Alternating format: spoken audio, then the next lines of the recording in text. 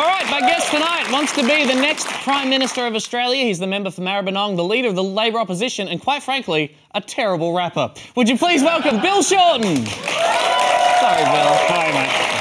Thank you for being here. We really appreciate it. Yeah, my pleasure. It means a lot. Thank you for being here for Poly Week here at Tonightly. Now, first story, crazy story of Australian politics today. The Cabinet files. A cabinet is found. It was sold at a second-hand garage sale or some shit, containing documents from actual cabinet meetings dating back to the Howard government. Are you terrified about the contents of the cabinet? I can't believe it happened. I mean, all these spies who are meant to be spying on us, they should just be going shopping in second-hand furniture stores in Canberra. Don't give ISIS ideas, Bill Shorten. Come on. Listen, it is serious, but it does sound absurd. It's kind of crazy, right? But on reflection, isn't it a good thing? I mean, isn't it a good thing that we know these things? Otherwise, these documents would be held away for like 30 years. Isn't it good that we know more about what our politicians do, the kind of like crazy ideas they kick around in cabinet meetings? The government, you shouldn't be able to find information out because someone didn't check a set of filing cabinets. Then they sold it at a second-hand government furniture sale. And then apparently these filing cabinets were sitting in the shop for some months and someone decided to get the drill out to break into this one. Again, the most Australian thing you can do. You know, but at least we're on top of it. You know, the government, they're right on top of national security. That's the good news. You don't feel nervous about that at all, no? They make me feel nervous about a range of things. A range of things, OK. Speaking of feeling nervous, Donald Trump. Did you watch the State of the Union today? Did you catch any of it? No. No. What do you think of him? What do you think of old Donny boy? Just the American political process has thrown him up. Yes? Yeah. Before the 2016 US election, you called him barking mad and entirely unsuitable to be leader. Technically, I said some of his views were barking mad. Oh, I see. Good clarification. Yep. Saved yourself there. Entirely unsuitable to be leader of the free world. Now, you could become the next Prime Minister of Australia. You'll have to deal with him. Won't that be a bit awkward? Oh, yeah.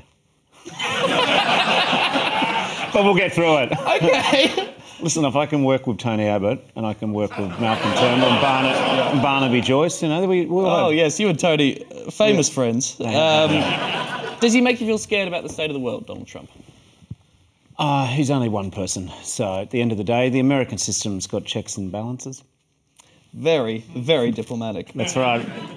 Yesterday you spoke at the National Press Club and you announced Labor's new policy of a Federal Integrity Commission designed to restore public confidence in the political system, because the most corrosive sentiment in democracies around the world is this idea the politicians are only in it for themselves.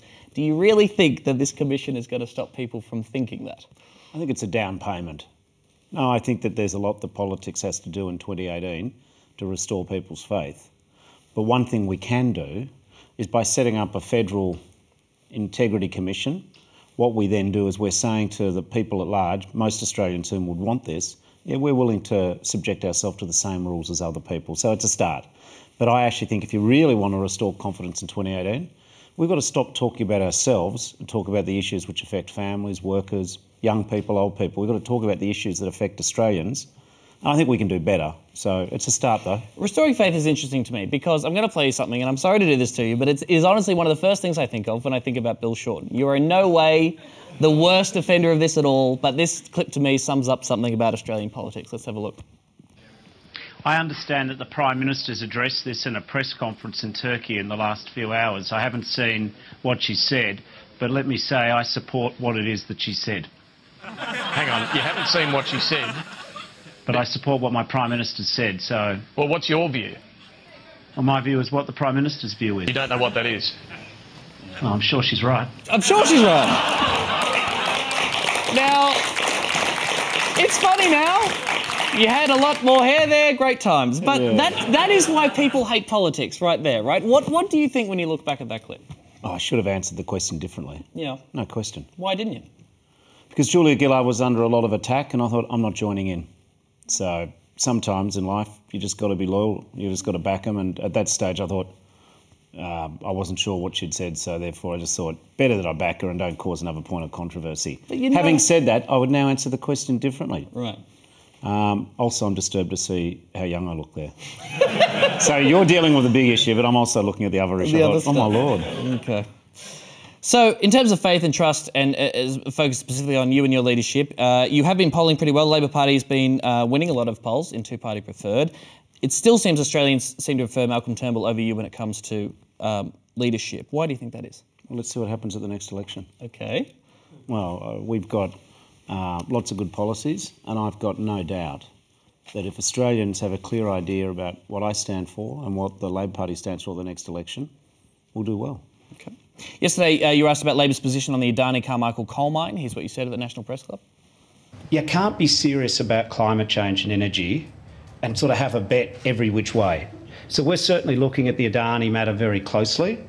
If it doesn't stack up commercially, if it doesn't stack up environmentally, it will absolutely not receive our support. Do you have a time frame on that? Yeah, it's underway. Very vague there. Underway on the policy. Well, you only used half of the clip. Sure. There was plenty more in that clip. Yep.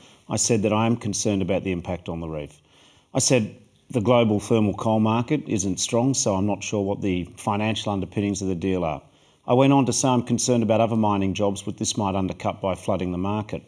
I then went on to say I'm concerned about the water table at the Artesian Basin, and I do think there are big concerns. So, you know, behind that bit which you picked, No, sure. there was more there. Well, we were interested in the story out of that. The clip was the question of whether or not Labor is changing its policy when it comes to Adani. You have all those concerns.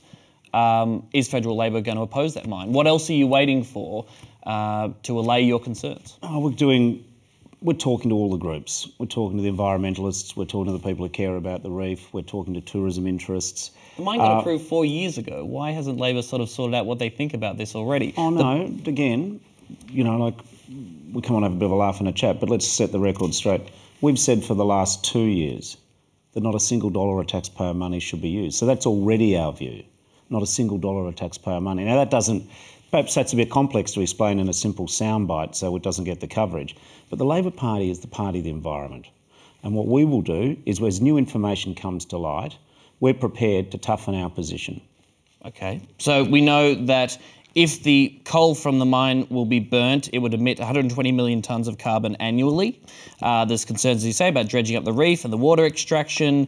16% of Australians think the mine should go ahead, including just 7.5% of ALP Labor's. It just seems like, what are you waiting for? Why not come out with a policy now about this massive issue and sort of totemic, emblematic issue when it comes to climate change, if you are, as you say, the party of climate change? Well, I'm clearly, by the answer I gave you then and the answer I gave yesterday, I'm increasingly sceptical about the merits of this proposal.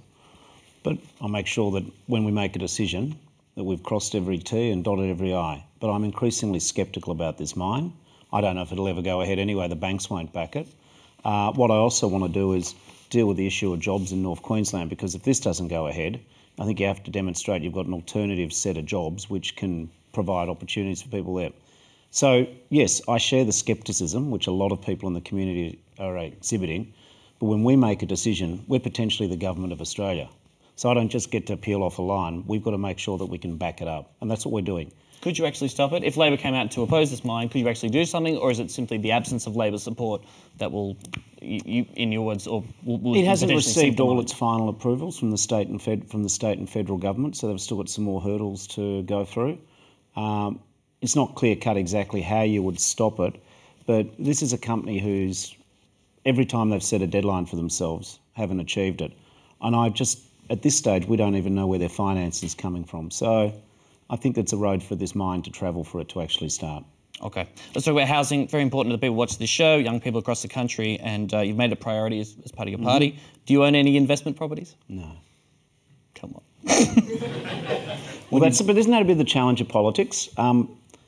When we answer your question and we just answer it straight, you still get the cynicism. Yeah. No.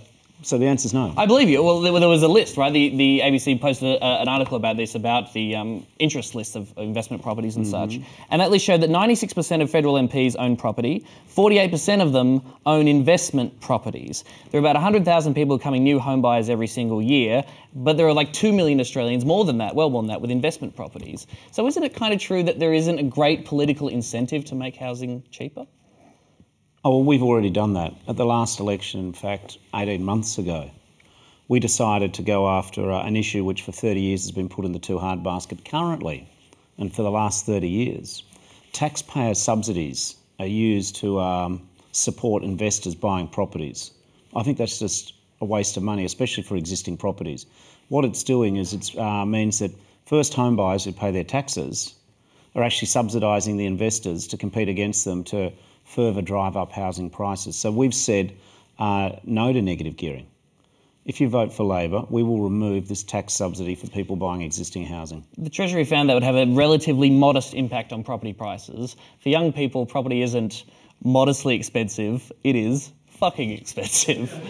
Shouldn't you do more in that area if you really want to get these big outcomes that you're talking about? No party in 30 years has taken on the property lobby like we have. No party. Turnbull and his friends were very unscrupulous when they said that what we would do would crash the housing market, when they had evidence from their own experts that we wouldn't. So we are up for the fight against the vested interests of the accountants who are pushing these schemes and the housing market, and the housing investors who've got a swag of investment properties. But that's not the only thing we're doing. If we want to help young people, we also want to make sure that the cost of going to uni is not too high. We also want to keep the price of TAFE down. We also want to make sure they get penalty rates on weekends. When it comes to looking at these issues, we've got policies which actually help young people get ahead. And that puts us streets ahead of the government. The Whitlam government made tertiary education free. Bernie Sanders ran on a campaign of making education free for young people on a tertiary level. Why doesn't federal Labor have that policy now? Why can't we do it in 2018? Well, it sounds good, but you've got to pay for it too. What we want to do, first of all, is make sure that every child gets a properly resourced secondary and primary school education. We're opposing cuts to universities. The Turnbull government's got big cuts on the table. Time and time again, since the Libs have got in, they've tried to increase the interest rate that you pay on your HECS. We've successfully opposed that so far. We want to provide 100,000 free scholarships for young people over the next 5 years to do science and education and engineering and maths courses.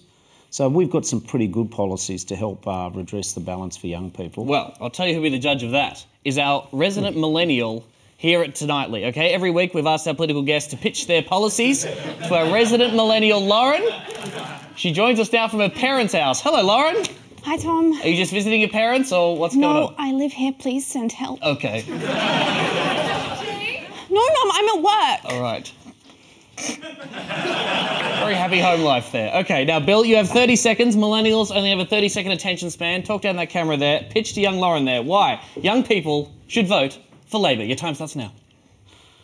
We think Australia can do better. We can be fairer. We can make sure we don't leave anyone behind. Specifically, we'll make sure that we keep your cost of going to university and TAFE down.